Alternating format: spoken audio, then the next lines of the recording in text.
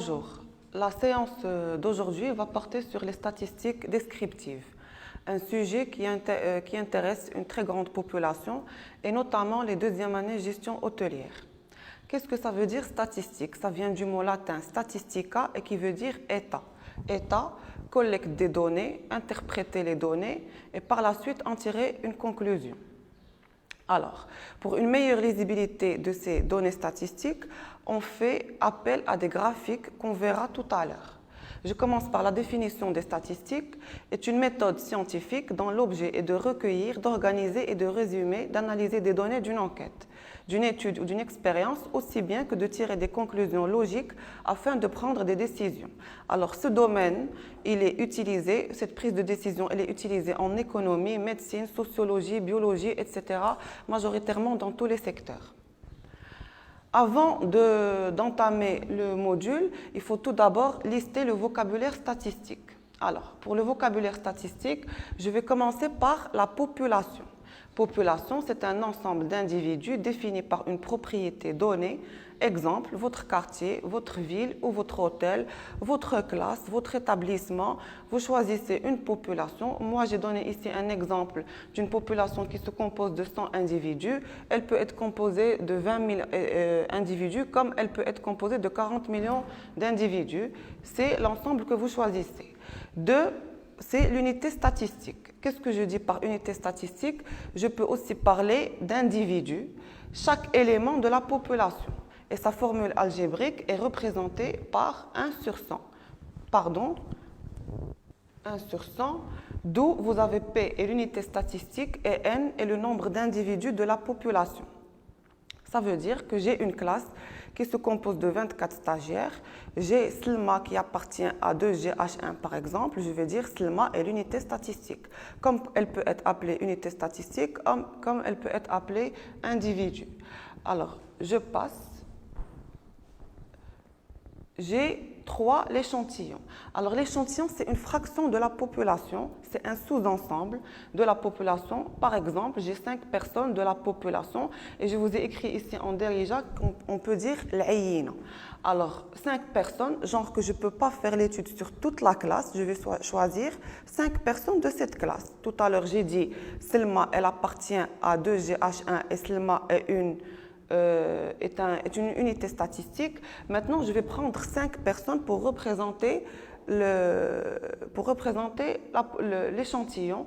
Et donc, elle se compose de 5 personnes. 4, et c'est très important, c'est le caractère. Alors, le caractère, c'est un aspect particulier que l'on désire étudier. Je vous ai aussi écrit en arabe, en derija, l'irtilef, homme, femme, grand, petit, couleur de cheveux, taille, situation matrimoniale, qu'est-ce que vous voulez étudier? Donc, je récapitule, vous avez le vocabulaire, vous avez la population, on peut choisir, elle peut être composée d'un nombre d'individus sur laquelle je vais faire mon étude. Vous avez l'unité statistique où on peut appeler un individu et vous avez 3, l'échantillon qui est une fraction de la population. 4, le caractère et l'aspect particulier que je désire étudier. Maintenant, cet aspect, il est composé de deux caractères. Il existe 2 types de caractères. Vous avez le caractère qualitatif et ces modalités ne s'expriment pas par un nombre.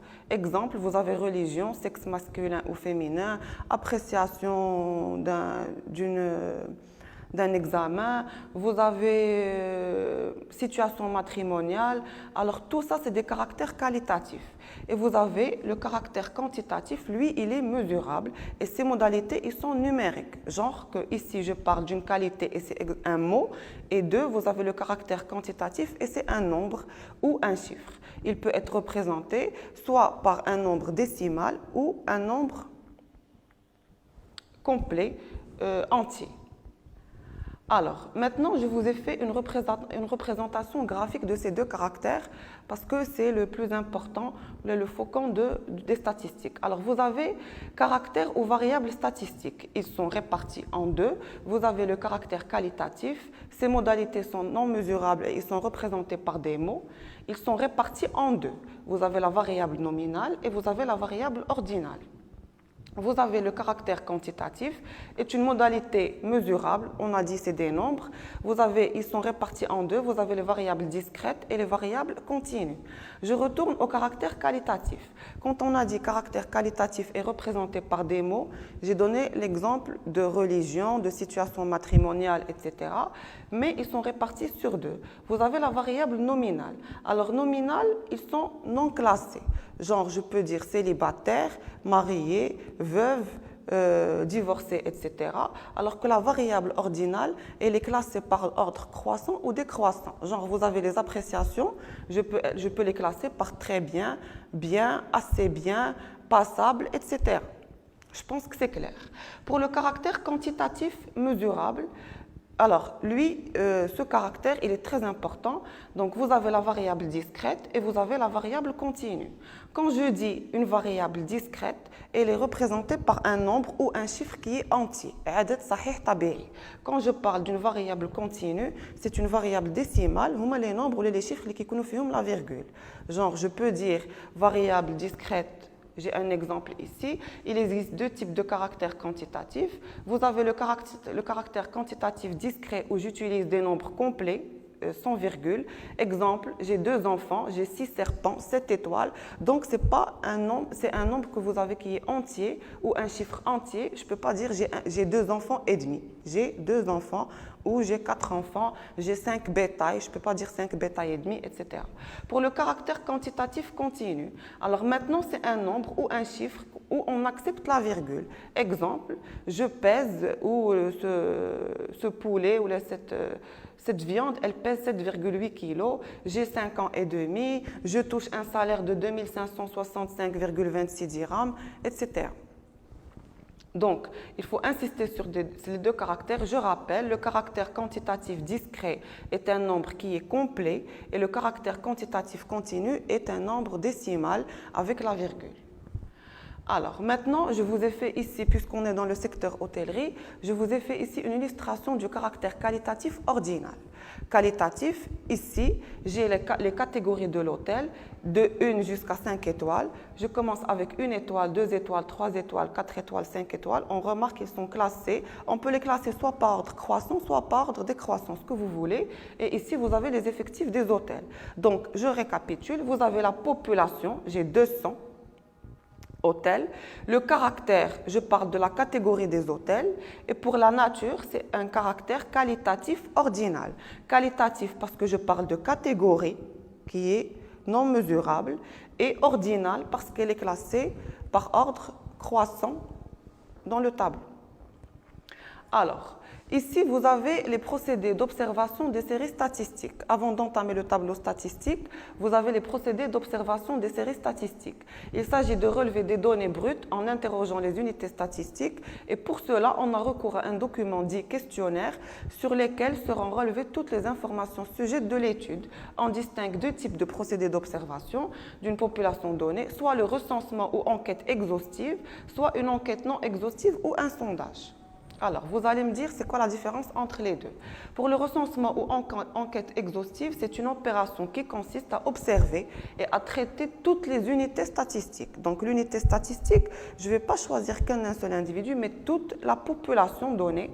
Parmi les opérations du genre, on peut citer le recensement général de la population de l'habitat réalisé au Maroc au bout de chaque décennie. On peut aussi citer le recensement industriel, le recensement agricole. Donc, la population ou l'unité statistique est toute la population. On part d'une enquête exhaustive. Quand vous avez une enquête non exhaustive ou un sondage, là, vous faites appel à un échantillon. C'est ce que je vous ai noté ici. C'est une opération qui consiste à observer une fraction de la population considérée. Une telle fraction est-elle appelée échantillon? Elle doit être représentative de toute la population. Exemple, vous avez sondage d'opinion, sondage de satisfaction des clients, sondage de contrôle de la qualité, sondage d'études de marché. 2 grands types de sondages sont connus. Vous avez le sondage par choix raisonné et sondage aléatoire. On les a déjà vus dans les modules techniques de vente et marketing. Donc, Je répète, alors pour l'enquête non exhaustive, quand vous allez voir la satisfaction des clients, vous n'allez pas demander à tous les clients s'ils sont satisfaits ou pas, vous allez choisir un échantillon, 5 ou 6 personnes à qui vous allez demander leur avis, que ce soit sur les prestations de services données, soit sur la qualité de la nourriture servie dans un hôtel, etc. Alors maintenant, on va passer au tableau statistique. Alors le tableau statistique, vous suivez avec moi et je vous ai mis ici en couleur. Comme ça, vous pouvez retenir les termes statistiques ou le vocabulaire statistique. Alors pour le caractère qualitatif, j'ai XI qui représente le caractère, soit qualitatif ou quantitatif, soit quantitatif continu ou quantitatif discret. Vous avez le NI, c'est les effectifs, ou le nombre. L'effectif, quand je parle d'effectifs, c'est le nombre d'individus qui représentent le caractère. Vous avez le NICC, c'est les effectifs cumulés croissants. Et vous avez le NICD, c'est les effectifs cumulés décroissants. Ce tableau nous permet de calculer la fréquence et le pourcentage. Et je vais vous montrer dans le tableau qui suit comment on les calcule. À partir du tableau, on peut dégager la fréquence FR qui est égale à N sur N et le pourcentage qui est égal à N sur N fois 100. Alors, j'ai XI, j'ai célibataire, marié, divorcé. C'est un caractère qualitatif, puisque j'ai des mots, donc c'est un caractère qualitatif.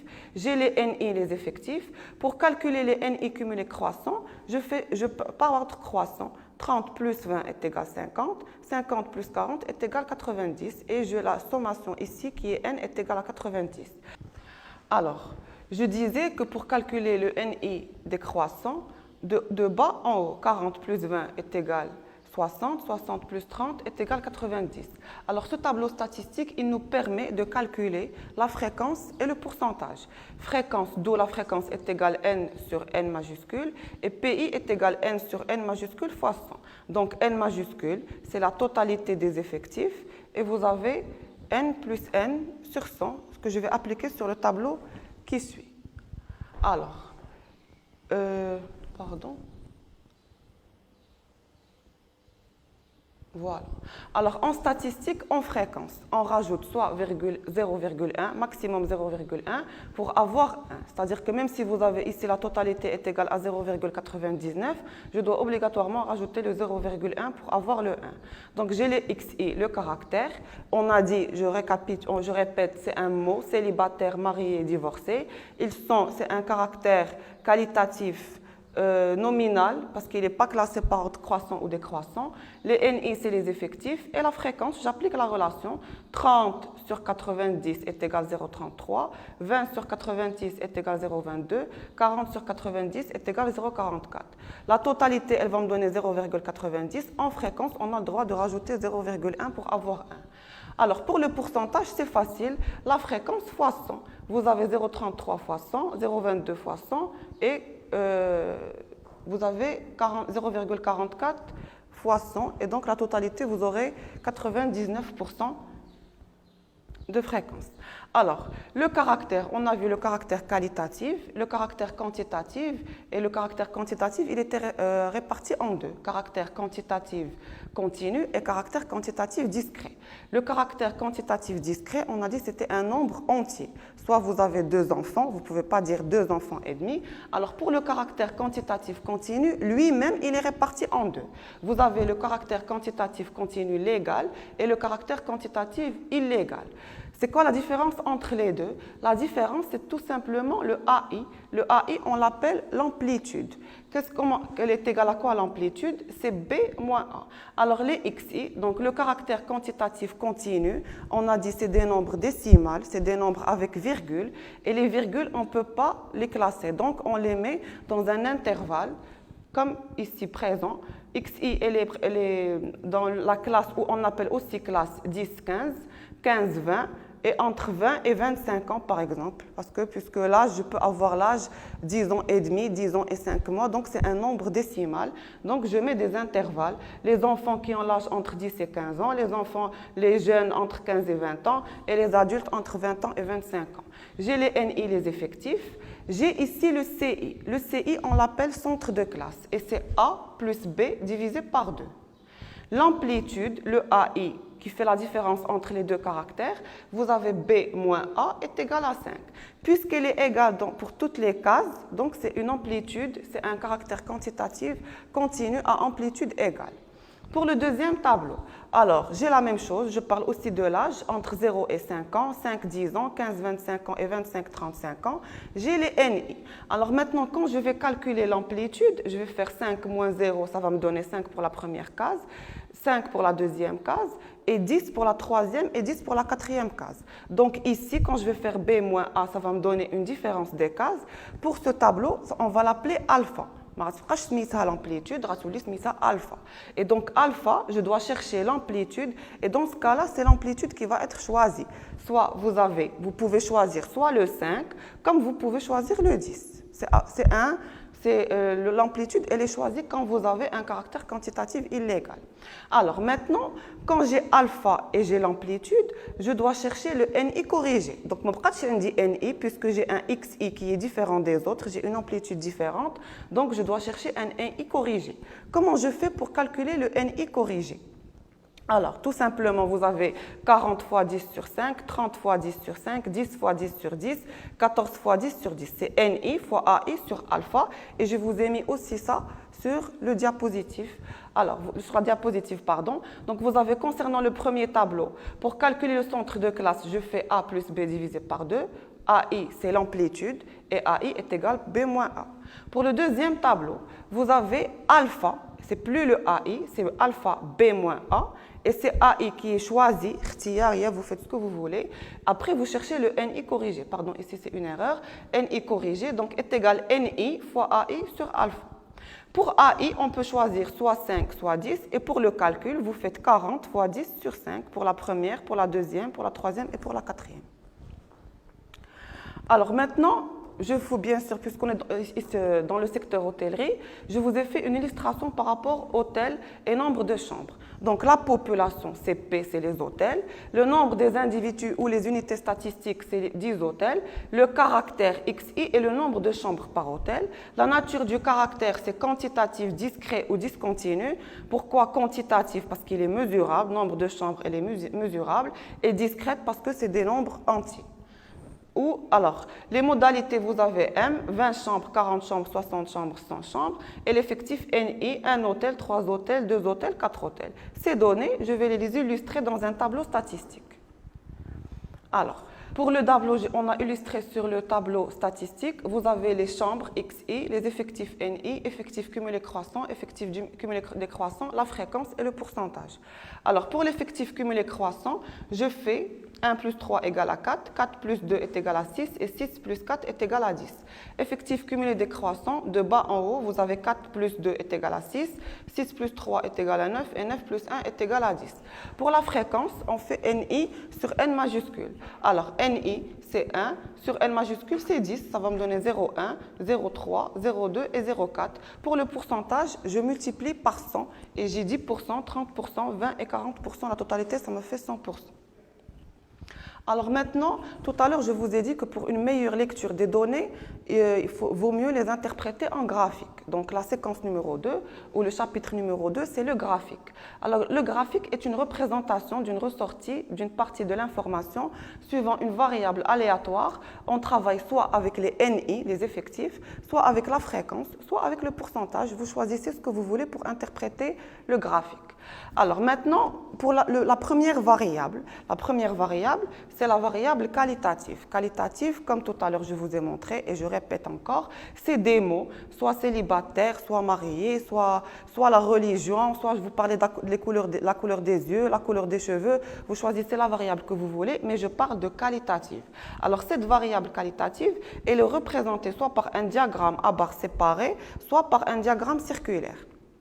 Alors, le diagramme à barres séparées, je ne vous ai pas fait la présentation, je vous ai juste mis le diagramme circulaire parce que vous avez un petit calcul à faire, c'est les angles, puisque vous avez le cercle qui est de 360 degrés. Donc, je fais les XI, NI, pardon, c'est les effectifs, et vous avez alpha, mais ce n'est pas alpha de l'amplitude, ça c'est alpha pour calculer les angles. Donc, puisque j'ai l'effectif 45, vous multipliez par 360 degrés et vous divisez sur 100. Soit vous divisez sur 100 et vous multipliez par 360, c'est correct pour les deux cas. Alors après, vous les interprétez sous la forme, vous faites une rentrée de vos données soit dans Microsoft Office Word où vous installez le diagramme et il vous donne directement le tableau à remplir et automatiquement vous avez le diagramme circulaire. Alors, on a vu la première variable qui est la variable qualitative. Maintenant, on va voir la variable quantitative discrète. Alors, variable quantitative discrète, c'est une variable mesurable avec un nombre entier. J'ai dit tout à l'heure, comme vous avez ici sur l'exemple, vous avez 0, 1, 2, 3, 4. Vous avez un enfant, 2 enfants, 3 enfants, 4 enfants. Je ne peux pas dire un enfant et demi. D'accord? Alors, les NI, vous avez les effectifs. Cette représentation, on l'appelle un diagramme en bateau.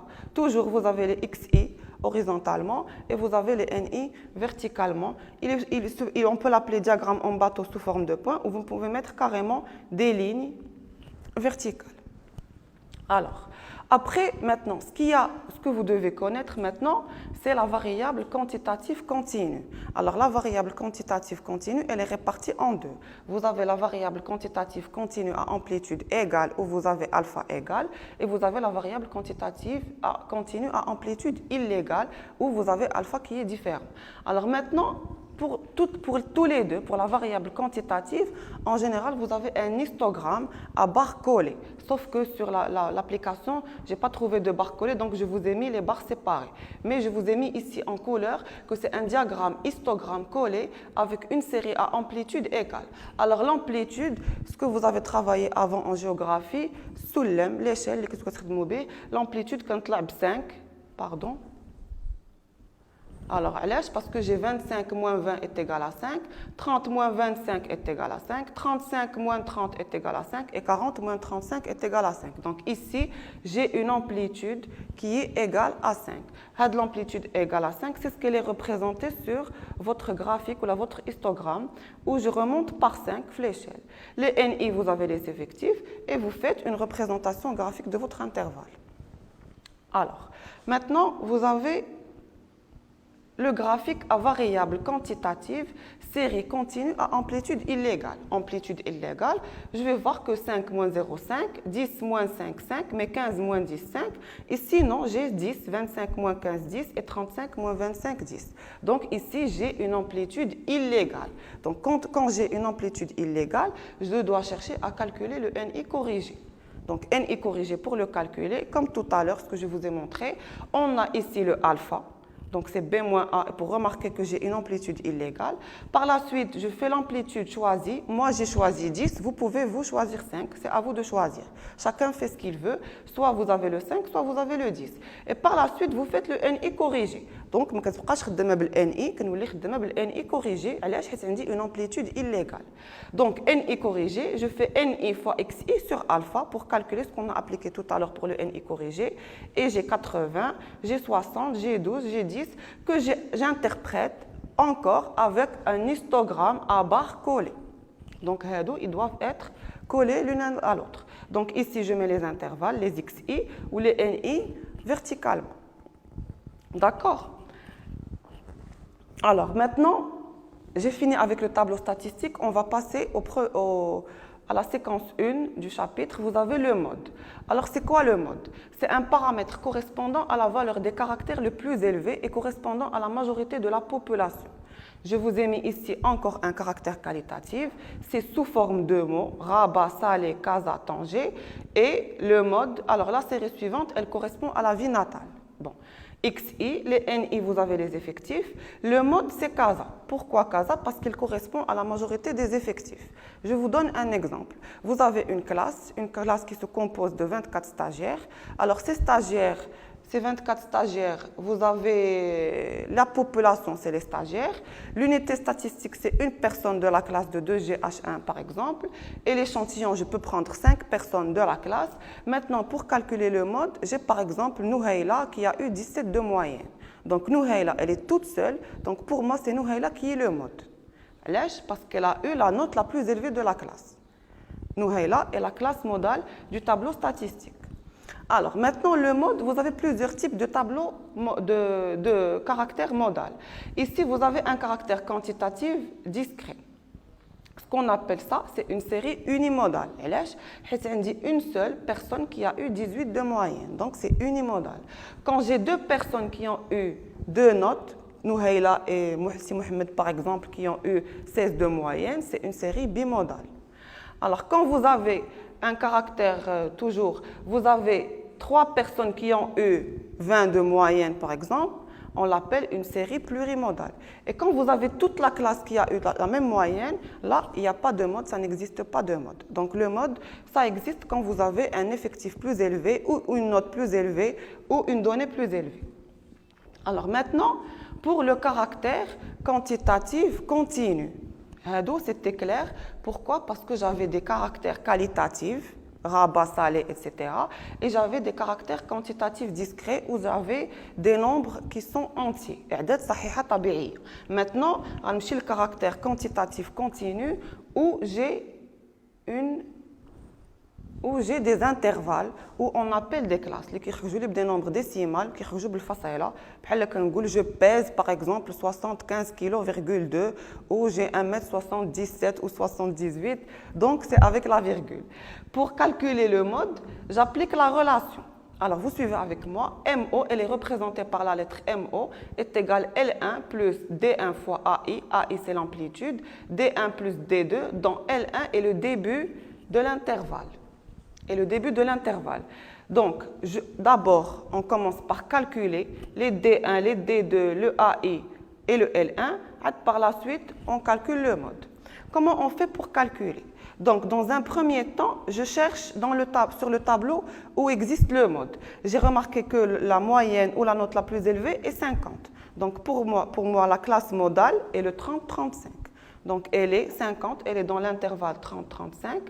J'écris D1. Et D1 est égal à 50 moins 5 et D2 50 moins 12. Donc je remarque que 50, elle est entre ces deux intervalles, 50 moins 5 et 50 moins 12. Et elle est dans la classe 30-35. Donc D1 est égal à 50 moins 5 à 45, D2 50 moins 12, 38. Et l'amplitude, on l'a déjà calculé, 25 moins 20, amplitude égale, est égale à 5. Et je remplace sur ma relation 30 plus 45 fois 5, 45 plus 38, qui est égal, je vous ai mis ici point d'interrogation pour que vous puissiez calculer, mais j'ai le résultat après.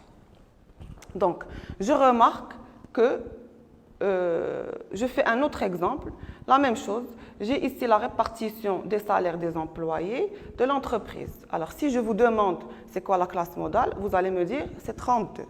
32, elle est entre 25 et 16 et dans la classe 20-25 et j'applique la relation D1, D2. Bien sûr, puisque vous avez un caractère quantitatif à amplitude égale discret ou continu, toujours un histogramme à barre collée et vous avez le mode où vous le mettez sur la barre. Alors, corriger est égal à 21,52. J'ai aussi, je vous ai mis ici des exercices. Les mesures suivantes ont été relevées de 100 individus par rapport à leur poids. Déterminer la population, la nature, calculer le mode selon la méthode algébrique et la méthode graphique. Donc, la population, le caractère, à vous de faire l'exercice. Maintenant,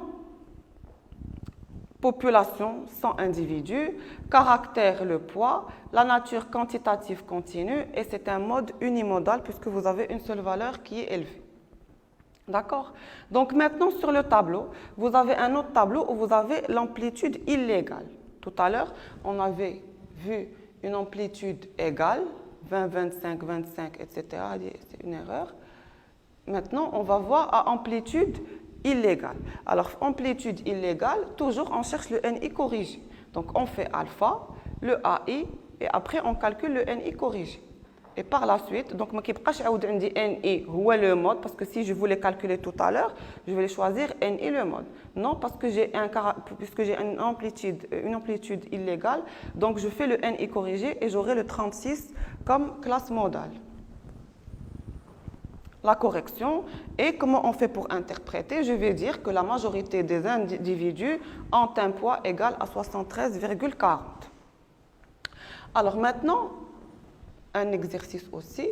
Alors, des exercices pour calculer. Maintenant, je vais passer à la moyenne arithmétique. Alors, on a vu le mode, maintenant c'est la moyenne arithmétique. La moyenne arithmétique d'une liste de nombres réels est la somme des valeurs divisée par le nombre des valeurs. Il s'agit de la moyenne au sens usuel du terme. Le mu'addal, tout simplement. Sens coefficient, l'adjectif arithmétique, la distinguant d'autres moyennes représentées par la moyenne. Il se note par x bar. Je vais vous la montrer tout à l'heure comment on la représente. Et on lira si la variable statistique est donnée sous forme d'une série x1, x2, x jusqu'à xn. La moyenne arithmétique sera les xi divisés par le nombre n, n étant l'égal au nombre de x. Bon. Alors, vous avez, j'ai dit la moyenne arithmétique. Quand je dis la moyenne arithmétique, c'est tout simplement la moyenne. Vous avez des matières. Quand vous êtes en primaire, arabe, anglais, espagnol, vous faites la sommation des matières et vous divisez sur 3 et vous avez la moyenne des 3 matières. Quand vous montez bien sûr en niveau et vous êtes en collège ou au lycée, là vous avez des coefficients, le mu'amil. Donc ce que vous faites, c'est ce que je vous ai mis ici sur le tableau, xi fois ni divisé le tout sur n. Donc 30 fois 1 sur 30, 35 fois 2, 70, 40 fois 2, 80 et 60 fois 3, 180. La somme, c'est 360. Donc, je fais sigma xi, comme je vous ai dit tout à l'heure, des matières, fois le coefficient sur n, la somme des matières.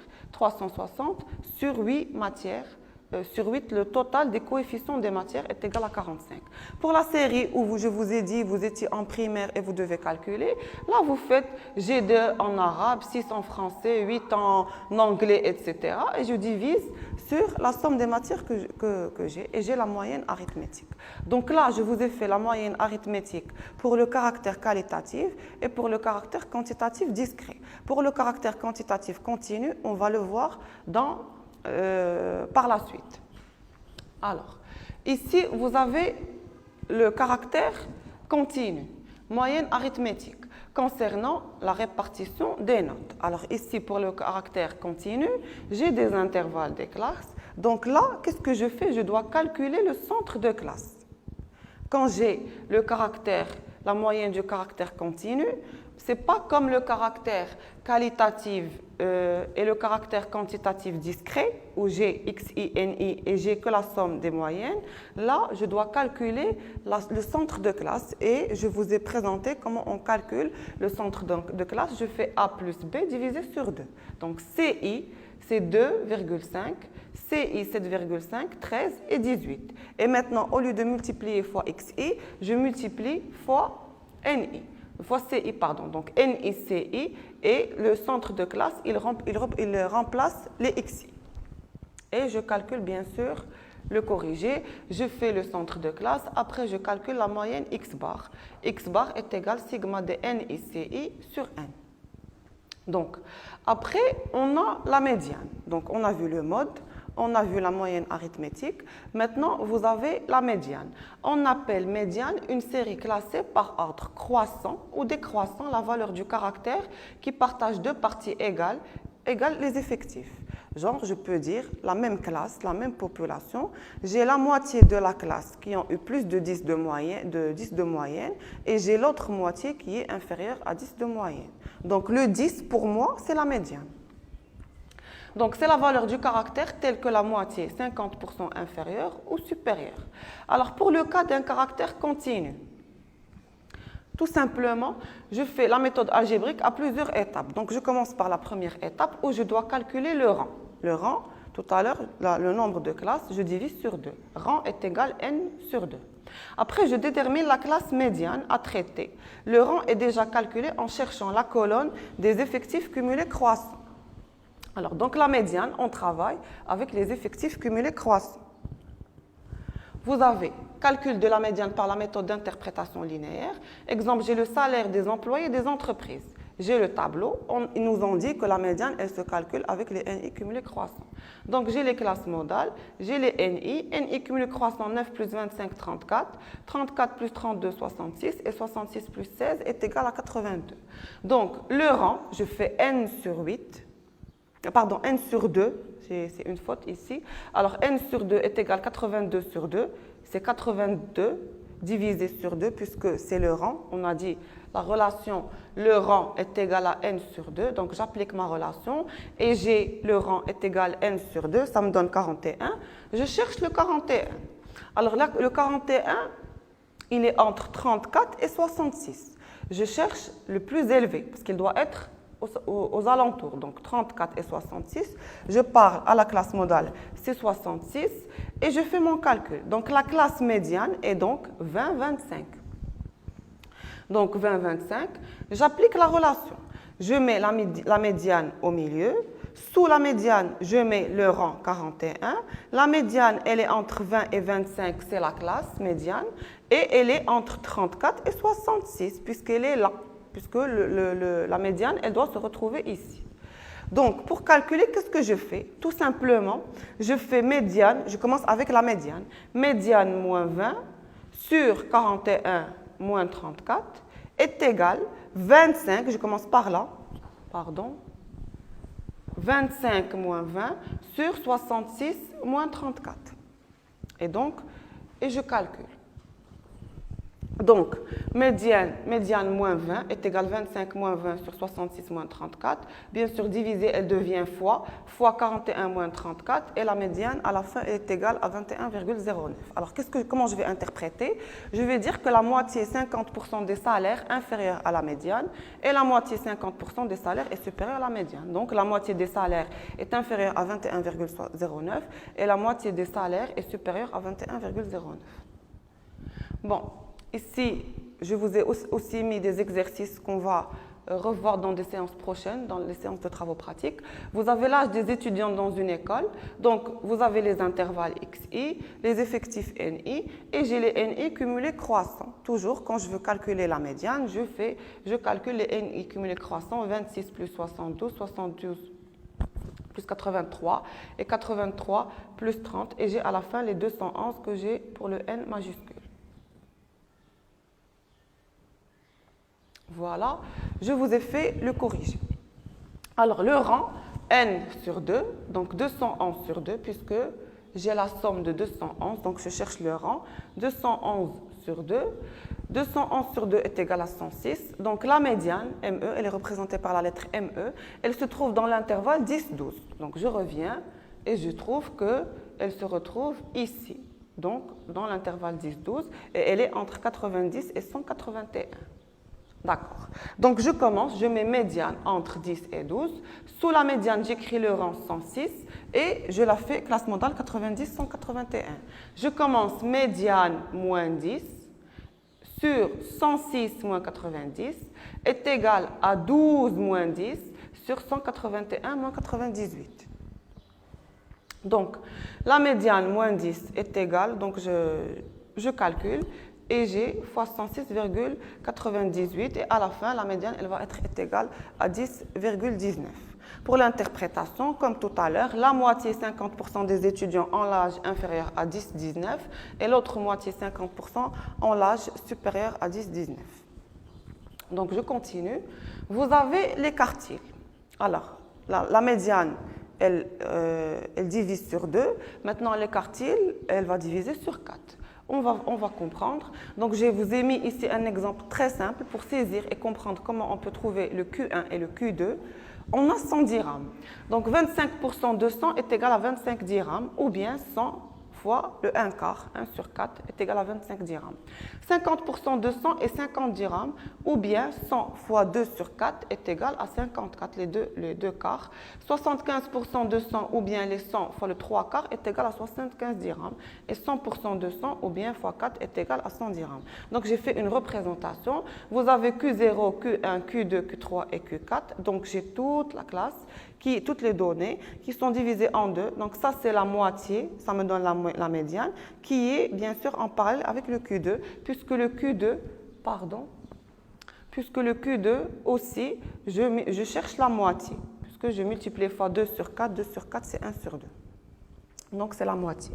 Les quartiles, si j'ai compris la médiane, j'applique la même chose pour les quartiles. Donc, qu'est-ce que j'ai? Donc, les quartiles. Exemple, Q1 est égal à n sur 4, donc 20, parce que maintenant, je suis en train de calculer Q1, Q2, Q3 et Q4. Donc, ici, j'ai calculé juste Q1 et Q3. Pourquoi? Parce qu'on nous donne parfois une simple question, c'est de calculer l'écart interquartile qui est toujours égal à Q3 moins Q1. Donc, comment on fait pour calculer Q1? Alors, Q1, n sur 4, donc 20 divisé par 4, elle va me donner la cinquième valeur. Elle va me donner 5. Donc 5, elle va être, donc je cherche bien sûr au n et cumulé croissant, entre 2 et 6, elle va être dans cette classe, donc c'est la 8e valeur. Pardon. Donc entre 2 et 6, donc c'est la 8e valeur. Si je veux chercher le Q3, je fais la même chose. Là, parce que vous avez un caractère quantitatif discret. Donc, il n'y a pas un grand calcul à faire. Donc, le Q3 est égal à 20 fois les 3 quarts. Donc, 20 fois 3 sur 4, elle va me donner 15. Donc, 15, elle est entre 14 et 18. Donc, c'est le 12e caractère. D'accord? Je passe. Alors, maintenant, pour le caractère continu. Bien sûr, c'est là où je dois calculer. J'ai un tableau aussi, un caractère, mais un caractère quantitatif continu. Q1 est égal à 57 fois 1 sur 4, donc est égal à 14,25. Donc la classe modale, c'est 30, 50. Donc, elle est entre 14 et 20. Et la classe modale est 30, 50, puisqu'elle est égale à 14,25. 14,25, elle est entre 14 et 20, et la classe modale est 30, 50. J'applique la même relation pour la médiane. Je mets Q1, sous Q1, je mets la valeur 14,25. Q1, elle est comprise entre 30 et 50, et 14,25 entre 14 et 20. 14 et 20, et la classe 30, 50. Et j'applique la relation et je trouve Q1 est égal à 33,33. Je passe. Alors, pour le Q2, la même chose. Je trouve 28,5, c'est l'intervalle 50-70 et j'applique la relation. Et après, on va corriger le Q3 et le Q4. Pour l'écart interquartile, j'ai dit c'est Q1 moins Q3. Donc, il faut toujours calculer le Q1 et le Q3. Alors, après les quartiles, vous avez les déciles et les centiles. Alors, décile est représenté par la lettre D et les centiles, ils sont représentés par la lettre C. Déciles, alors les déciles, ils vont répartir, c'est les 1 dixième. Tout à l'heure, c'était le 1 quart, maintenant c'est le 1 dixième. Par contre, le C1, c'est le 1 centième, c'est 1 sur 100. Donc, D1, 1 dixième et ainsi de suite, on fait le même calcul pour les quartiles, tandis que les centiles qui sont représentés par la lettre C, notez bien qu'on fait le même calcul pour la médiane. La médiane, elle me répartit 50-50. Les quartiles, 25, 25, 25, j'ai 4, 25. Les déciles, j'ai 10, puisque j'ai D1, c'est le 1 dixième, 2 dixièmes, 3 dixièmes, 4 dixièmes, etc. Donc 10 sur 10, ça me donne la totalité. Et les centiles, bien sûr, j'ai 1 sur 100, 2 sur 100, 3 sur 100, jusqu'à 10 sur 100. Parce que 10 sur 100, c'est 1 sur 10. Je vais me retrouver dans les déciles. J'applique, je cherche l'intervalle et je fais le calcul pour la même chose pour le quartile, pour la médiane et pour les déciles et les centiles. Ça, c'est des travaux pratiques. Sur 200 contaminés, nous avons recueilli les informations concernant leur tranche d'âge et donc, déterminer la population, le caractère et sa nature. Calculer la fréquence, le pourcentage, c'est très facile à calculer par rapport à n. Déterminer l'amplitude et regarder est-ce que vous avez une amplitude égale ou une amplitude illégale. Calculer la moyenne arithmétique. Déterminer le mode algébriquement et graphiquement et préciser sa nature, soit unimodale, bimodale, etc. Alors, vous avez calculé les quartiles, les déciles et les centiles suivant Q1, Q3, D2 et D4, C5 et C8. Et par la suite, vous calculez l'écart interquartile. On va le voir prochainement dans les séances de travaux pratiques. Donc, les paramètres de dispersion. Ça, c'est un autre chapitre. Les paramètres de dispersion, vous avez 5 paramètres. Le premier paramètre, c'est l'étendue. Donc, l'étendue, comme son nom l'indique, ses caractéristiques essaient de synthétiser par une seule valeur numérique la dispersion de toutes les valeurs observées. Donc, l'étendue, j'ai calculé x bar. Premièrement, je dois calculer la moyenne arithmétique parce que pour l'étendue, on calcule toujours la moyenne arithmétique. Vous avez une série de 78, 89, 80, 83. Donc, la moyenne est 320 sur 4 est égale à 80. Série 2, vous avez 60, 70, 80, 90 et 100. La moyenne arithmétique, c'est 80, la même chose. Et pour la dernière série, vous avez 1 plus 1 plus 1 plus 1 plus 396 divisé sur 5 est égal à 8. À 80, pardon, on constate que les trois séries ont la même moyenne arithmétique qui est égale à 80, même s'ils sont très différents. Les valeurs de la première série sont très proches que les valeurs de la troisième série qui sont très éloignées de x bar. C'est pour cela qu'on a besoin de calculer les paramètres de dispersion. Donc, quand on a ce genre de série, on est obligé de calculer les paramètres de dispersion où vous avez 5 paramètres. Le premier paramètre est l'étendue. Alors, l'étendue, c'est la différence entre la plus grande valeur et la plus petite observation. C'est la question la plus facile dans toutes les statistiques, dans tout le cours. XI, E est égal valeur max moins valeur minimale. Donc, je cherche les XI. J'ai la valeur minimale est 14. La valeur minimale est 18 et je fais la différence. Donc, E est égal à 18 moins 14 qui est égal à 4. Donc, ça, c'est le premier paramètre. Pour le second paramètre, pour l'écart absolu moyen qui est représenté par la lettre EM, c'est la moyenne arithmétique x bar des écarts absolus entre les valeurs du caractère et de la moyenne x bar. Donc, EM est égal sigma de NI, valeur absolue de xi moins x bar, le tout divisé sur n. La série qui concerne le poids de 100 individus, donc je vous mets un exemple pour comprendre. La série qui concerne le poids de 100 individus, mais avant il faut savoir que pour calculer la moyenne arithmétique d'une série quantitative continue, il faut toujours calculer le centre de classe pour le traduire en un nombre complet entier sans virgule. Alors, comme on a vu tout à l'heure, vous avez paramètres, donc l'écart, je fais un tableau pour calculer et pour appliquer ma relation. J'ai 50, 60 les intervalles puisque j'ai un caractère quantitatif continu. J'ai les NI, c'est les effectifs. Après, puisque j'ai ce caractère, je dois calculer le C et le centre de classe pour avoir le NI corrigé.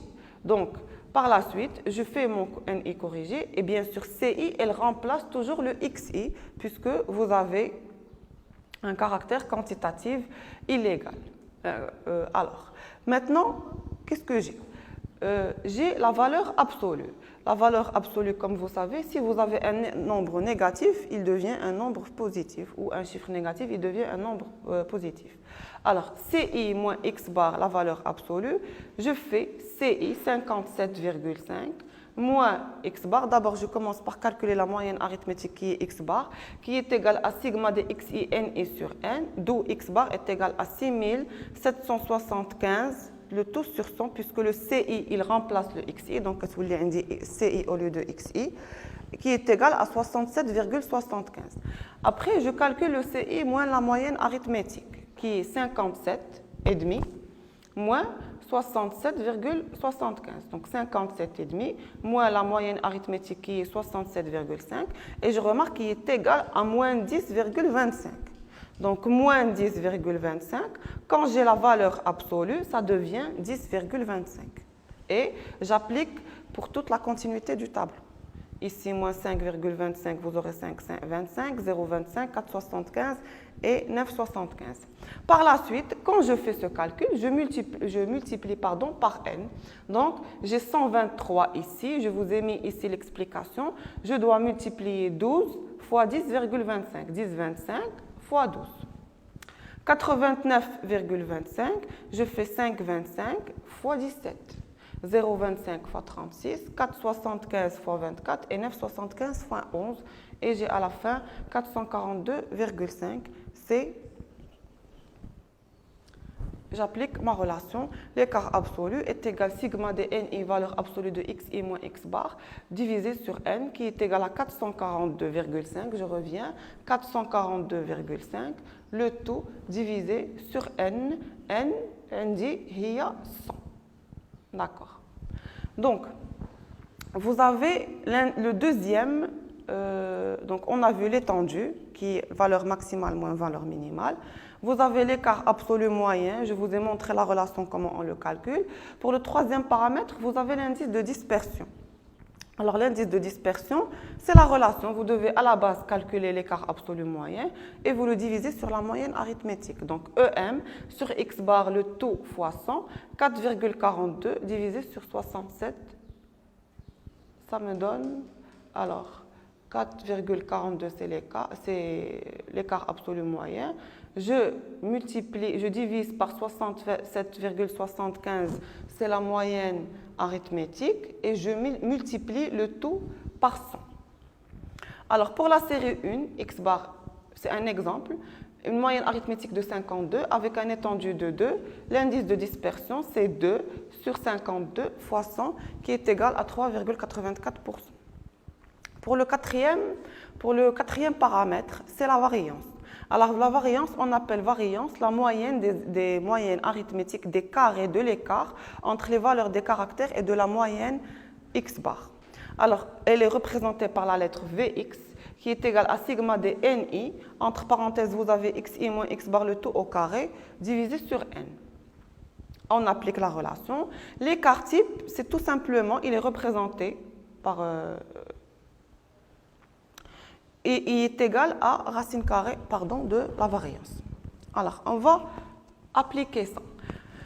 Alors, vous avez soit le nombre d'enfants à charge par famille, calculer l'étendue, l'écart moyen absolu, la variance, l'écart type, et je n'ai pas aussi mis ici l'indice de dispersion. Alors, calculer l'écart. J'applique la relation. Alors, j'ai ici xi, ni. Je dois calculer le xi fois ni, je fais xi moins x bar moins la moyenne arithmétique, je multiplie par ni et je rajoute une autre case pour avoir xi moins x bar le tout au carré. On a vu tout à l'heure xi moins x bar la valeur absolue, je multiplie par n. Là, je n'ai pas à faire le centre de classe. Pourquoi? Parce que j'ai un caractère quantitatif discret. Donc, c'est le seul caractère où je calcule le centre de classe quand j'ai un caractère quantitatif continu. C'est là où le xi il est remplacé par ci. D'accord, donc, et je fais mon calcul. Alors, maintenant, vous avez la corrélation linéaire. La corrélation veut dire la relation. Donc, maintenant, la distribution statistique double, exemple, une répartition des étudiants selon leur taille, ou une répartition de logements selon le nombre de pièces ou de superficie. C'est ce qu'on va voir sur l'exemple.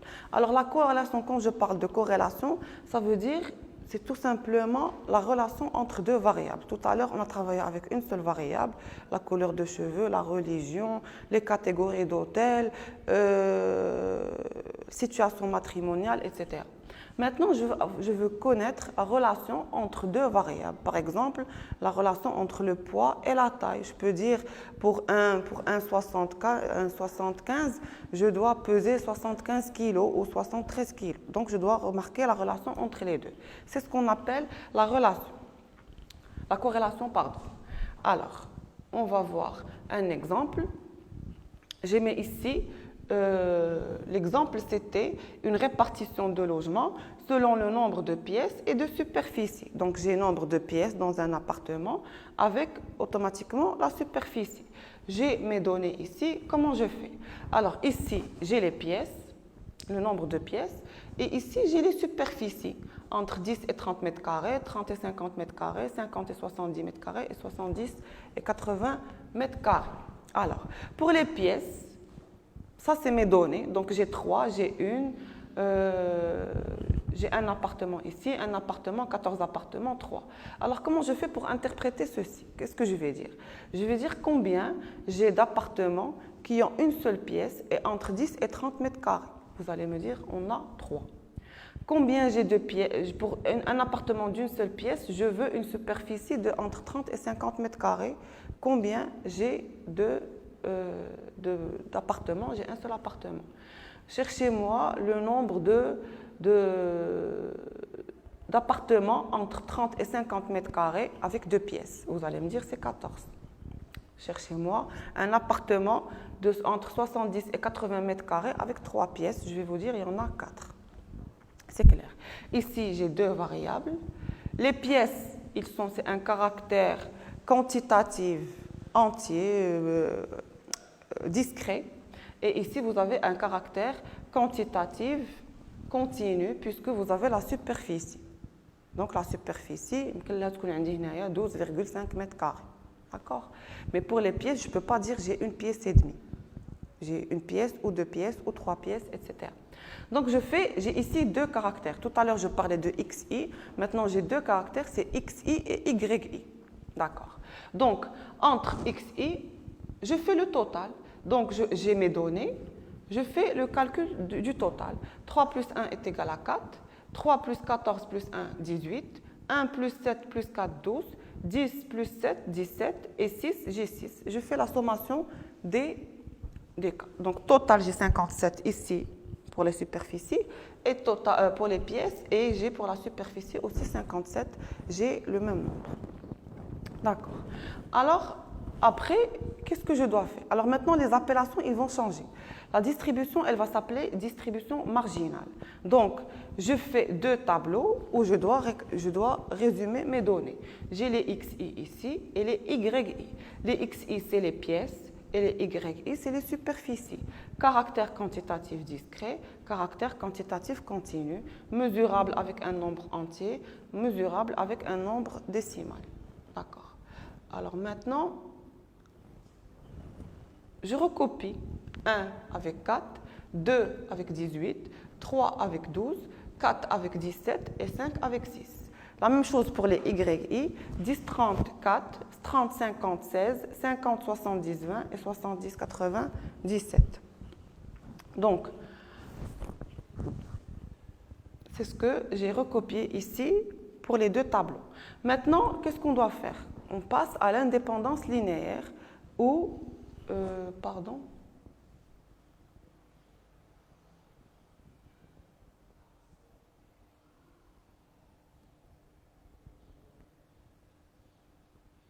Alors, pour le tableau, on appelle moyenne marginale, variance marginale et écart type marginal. On fait le même calcul pour calculer la moyenne. Pour la moyenne marginale, x, mais c'est x2 bar. Tout à l'heure, on avait calculé x bar, c'est la moyenne arithmétique, puisque maintenant, on a deux variables. On l'appelle x2 bar, sigma de xi ni sur L, la même relation, et y2 bar, sigma de yi ni sur n. Pour la variance, on la calcule de la même façon aussi et on l'appelle variance marginale. Pour l'écart type aussi, c'est l'écart type marginal. Donc variance V de x, sigma de ni, bien sûr xi moins x2 bar, le tout au carré sur n. Et l'écart type, c'est la racine carrée de Vx. Donc,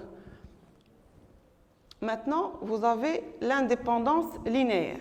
Alors, le ratio ou le coefficient de la corrélation est représenté par la lettre R. R, c'est l'objectif de la corrélation, c'est qu'on doit calculer le ratio de la corrélation. Alors, soit R de XY est égal covariance de XY sur l'écart type de X et l'écart type de Y. R de XY est égal sigma de X moins X bar, y moins y bar le tout sur la racine carrée de x moins x bar fois y moins y bar le tout au carré. Et vous avez la covariance sigma de xi yi moins sigma de x bar moins y bar sur n. Donc le meilleur tableau, parce que là vous allez quand même vous tromper, si on vous demande la relation, vous demandez covariance qui est égale à ça si vous voulez faire le tableau pour calculer la covariance. Mais idéalement vous faites le meilleur tableau pour calculer le coefficient de la corrélation et ne pas se tromper et le suivant. Alors qu'est-ce que je vous ai mis ici? Je vous ai tracé le tableau pour que vous puissiez bien sûr appliquer les relations comme vous voulez. Vous avez les xi ici, les yi. D'abord, je commence par calculer les x2 bar, pas x bar, parce que j'ai deux variables. Y2 bar, parce que j'ai deux variables. 20 plus 60 plus 4, 40 sur 3. 10 plus 30 plus 18 sur 3. Et par la suite, je fais x, c'est xi moins x bar. Y moins yi, c'est ici. Et x moins x bar, le tout au carré. Y moins y bar, le tout au carré. Et vous faites la multiplication des deux variables. Par la suite, vous avez, c'est un exemple. Il s'agit de mettre en évidence et d'évaluer les liens qui peuvent exister entre les deux variables, x et y. Donc, j'ai choisi un exemple. Exemple, vous avez les individus les plus grands sont-ils les plus lourds? Ou dans ces questions, nous désirons savoir si le comportement d'une variable est influencé par la valeur d'une autre variable. Les deux variables, j'ai la taille et le poids. Donc, je vais étudier les deux variables. La relation, elle peut être causale ou non. D'accord. Donc, la relation entre la taille et le poids des individus, pour chaque individu de l'échantillon, on porte sur un graphique. Donc, chaque individu, on le met sur un graphique. Vous avez la taille et vous avez le poids. Chaque individu est donc dans ce graphique représenté par un point représentatif. Donc, soit un individu mesurant 1,72 et pesant 66 kg. Donc, ici, je mets les x et les y. Donc, je peux mettre 1,72 les x horizontalement et les y verticalement. Ici, j'ai plusieurs points. Ça veut dire que j'ai plusieurs cas. Je fais le calcul. Chaque personne qui pèse un nombre de kilos a une taille de ou 2. Donc, et je remarque qu'il y a une montée de points. Alors, ça veut dire quoi? Ça veut dire que vous avez une corrélation positive. Pourquoi? Parce que quand je relie les traits ici, je remarque que j'ai une relation entre les deux et cette relation est très forte. Donc ça, si je veux connaître le R ou la corrélation ou la relation entre les deux variables, est-ce qu'elle est positive ou elle est négative ou il n'y a pas de relation ou il n'y a pas carrément de corrélation. Donc quand vous avez une barre qui monte, c'est que vous avez une corrélation positive. Quand vous avez une barre qui descend, c'est que vous avez une corrélation négative. Quand vous avez une ligne droite, ça veut dire qu'il y a absence de corrélation ou si vous avez que des points, c'est des relations. Ici, vous avez le poids, ici, vous avez la taille et vous avez des points qui sont répartis partout. Donc, il n'y a pas de corrélation, il n'y a pas de relation. D'accord. Donc, le coefficient de corrélation, le R qu'on a calculé tout à l'heure ou qu'on a compris avec le tableau, comment on fait le calcul. Le coefficient de corrélation est un nombre mesurant la dépendance entre les deux caractères quantitatifs. Le coefficient de corrélation linéaire qui est représenté par la lettre R, il donne une mesure de l'intensité et du sens de la corrélation linéaire entre deux variables. Son calcul est assez complexe, c'est pourquoi on utilise souvent la calculatrice ou un logiciel parce que pour le calculer bien sûr. Donc, comment l'interpréter? Maintenant, si vous avez pour le calcul, tout à l'heure on a vu par rapport au graphique pour connaître si vous avez une corrélation positive ou négative ou il y a absence de corrélation. Mais maintenant, pour l'interprétation, il faut calculer le R. Maintenant, si votre R est proche de 1, que la relation linéaire elle est positive. Et si le coefficient est proche de moins 1, ça veut dire que la corrélation est négative et bien sûr très forte. Plus le coefficient est proche de 0, plus la relation linéaire entre les deux variables est faible. D'accord. Donc, ici, j'ai fait des représentations graphiques. Donc, R est égal à 1. Tout à l'heure, sans calculer le R, je peux voir la taille, le poids, et je peux remarquer que j'ai une corrélation positive. Ici, il y a aussi une corrélation qui est positive, parce que je peux mettre une ligne droite ici, et je remarque que j'ai une corrélation positive. Et ici, j'ai calculé le R, j'ai trouvé qu'il est égal à 0,6. D'accord. Maintenant, ici, vous avez un R qui est égal à moins 1. Ils m'ont dit que c'était une corrélation négative. Avec le graphique, je peux montrer que j'ai une barre qui descend et donc j'ai une corrélation négative. R est égal à moins 0,8.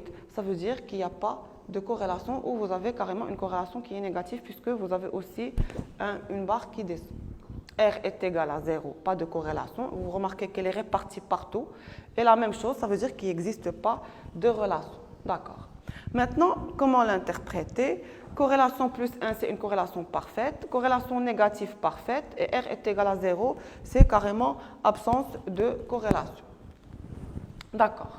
Donc ici, comment on fait pour calculer le coefficient de corrélation? On a vu R est égal à sigma de x moins x bar fois y moins y bar, le tout sur la racine carrée de x moins x bar et y moins y bar avec le sigma bien sûr, la sommation. On calcule les x bar, 40 plus 40 plus 30 plus 50 divisé sur 4 parce que c'est une moyenne arithmétique d'un caractère quantitatif discret. La même chose pour le y et on fait le tableau, ce que je vous ai tracé tout à l'heure. La meilleure façon pour calculer le R, c'est tracer le même tableau et suivre le modèle. D'accord. Donc, ici, pour le calcul, le coefficient, j'ai fait une application de ce que je vous ai montré ici. Donc, j'ai le calcul de coefficient de corrélation, j'ai calculé mon x bar qui est égal à 40, mon y bar qui est égal à 50, mais entre guillemets, ça s'appelle x2 bar et y2 bar. C'est une moyenne marginale puisque j'ai deux variables. Alors, pour calculer le coefficient de corrélation, j'ai x moins x bar, y moins y bar, x moins x bar le tout au carré, y moins y bar le tout au carré, et je fais la multiplication des deux. Donc, R est égal sigma x moins x bar fois y moins y bar sur la racine carrée de ce que vous avez ici. Et à la fin, vous allez trouver un R qui est égal à 0,5. R 0,5, soit je fais avec les x et les y graphiquement, et je vais remarquer que j'ai une barre qui remonte. Et donc, c'est une corrélation positive sans calculer le R, soit par le calcul de R, et je remarque que GR est égal à 0,5 et elle est proche de 1. Donc, c'est une corrélation qui est positive de qualité moyenne puisqu'elle est un peu loin du 1. D'accord. Alors maintenant, il vous reste la dernière partie, c'est l'ajustement linéaire. C'est un modèle de régression linéaire qui cherche à établir une relation linéaire entre une variable dite expliquée et une ou plusieurs variables dites explicatives. Parmi les modèles de régression linéaire, le plus simple est l'ajustement affine. Celui-ci consiste à rechercher la droite permettant d'expliquer le comportement d'une variable statistique i comme étant une fonction affine d'une autre variable statistique. Donc l'ajustement linéaire, la plus facile des relations, c'est la méthode des moindres carrés. C'est ce que vous avez ici, qui est mathématique. Sinon, vous avez d'autres méthodes, mais ce n'est pas inclus dans votre programme. Dans votre programme, vous n'avez que la méthode des moindres carrés pour déterminer la meilleure droite. Donc, elle consiste dans sa version la plus simple à trouver la droite qui minimise les carrés des écarts des points représentatifs. Genre, je peux dire combien x, par exemple, vous avez la variable y, elle est endogène, variable à expliquer, variable x exogène, variable explicative, et variable x est influencée par le variable y. D'accord. Exemple, j'ai un revenu par rapport à une consommation où j'ai un module très simple, combien il me faut de notes élevées, combien il me faut de matière pour me rapprocher. Par exemple, j'ai 2 fois les maths est égal les sciences expérimentales, par exemple, plus un B. Donc, pour mieux comprendre, vous appliquez la relation Y est égal à X plus B. Donc, Y, nous, ce qu'on doit chercher, c'est le B, puisque Y, c'est le Y bar, X, c'est la moyenne des Y bar, X, c'est X bar, et le A, c'est le R, puisque vous avez trouvé que le ratio était de 0, le ratio ou le coefficient, mu'amil, c'est le A. La méthode des moindres carrés, on le remplace par A. Donc, Y, c'est la moyenne des Y bar, X, c'est la moyenne des X bar, et A, c'est le R, c'est le ratio. Il ne me reste que le B à chercher. Qu'est-ce que je fais? Paramètre de la pente ou le coefficient directeur, c'est ce qu'ils vous ont mis ici A, et c'est exactement ce que je vous ai dit maintenant, c'est le R, le ratio. B, c'est la variable constante qui influence l'extérieur. Si vous avez A supérieur à 0, comme tout à l'heure pour le R, c'est une corrélation positive. A inférieur à 0, c'est une corrélation négative, et A est égal à 0, c'est qu'il n'y a pas de corrélation. Alors, la relation est égale B est égal y moins ax, parce que j'ai le y, j'ai le x et j'ai le a qui est le r. Et j'applique. Donc les coefficients de la droite de régression sont a est égal, je remplace la relation, c'est la même relation que r, puisque c'est le même coefficient, donc c'est 0,5. Et donc b, je remplace y par y bar et x moins y bar. Donc j'ai 50 moins 0,5 fois 40. Alors 50, je retourne au tableau et je vous montre. Donc, y bar c'est 50, x bar c'est 40 et je remplace. Donc, je remplace sur la relation et j'ai 50 moins 0,5 puisque c'est le ratio fois 40 est égal à 50 moins 20 est égal à 30. Maintenant, c'est un petit exemple, le genre de question qu'on peut vous poser. Combien peut-on réaliser de profit en dépensant 70 000 dirhams? Donc, on a dit que le y, donc je remplace le B, tout à l'heure le B est égal à 30. Maintenant, je remplace le B par 70, Y bar, et je calcule mon Y bar. Donc 0,5, c'est le ratio X. 70 que vous avez calculé, que j'ai ici 70, que je remplace ici, plus 30, parce que j'ai déjà trouvé B, le calcul de B. Vous avez 65 000 dirhams. Merci de votre attention et à la prochaine séance.